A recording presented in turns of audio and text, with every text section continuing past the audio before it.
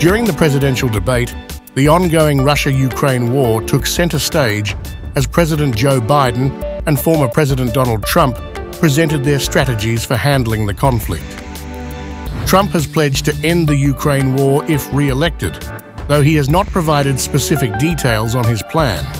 Historically, Trump has described NATO as obsolete and has aligned himself with Russian President Vladimir Putin, praising him and siding with him over the U.S. intelligence community regarding Russia's interference in the 2016 election.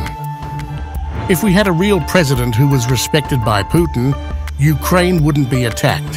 He, Biden, was so bad with Afghanistan that when Putin watched that embarrassment, he said, "That's it." He never would have invaded Ukraine. Never.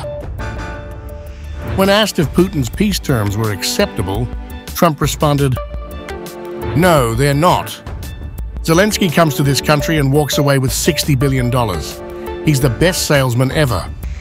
I will have that war settled between Putin and Zelensky being president-elect before I take office." In contrast, President Joe Biden emphasized the nature of U.S. support for Ukraine, stating, "We're giving them weapons, not money at this point." The Biden administration recently announced a new $400 million military aid package to Ukraine, continuing its steady support as the conflict with Russia extends beyond 2 years. Biden dismissed Trump's claims, stating he's never heard so much foolishness after Trump claimed he would resolve the war in Ukraine before taking office on January 20th, if he wins the upcoming presidential election. You want to have a war? Just like Putin, go ahead and take Kiev. Make sure that you move on and look at Poland and Hungary and other places around that border.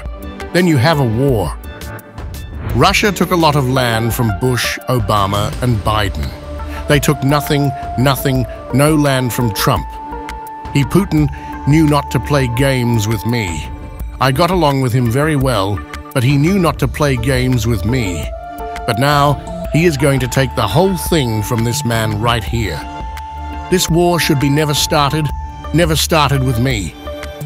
The announcement of additional military aid came as Russian President Vladimir Putin reiterated the Kremlin's peace plan, which demands Ukrainian troop withdrawal from 4 contested regions: Donetsk, Luhansk, Kherson, and Zaporizhia, and for Kyiv to abandon its NATO aspirations.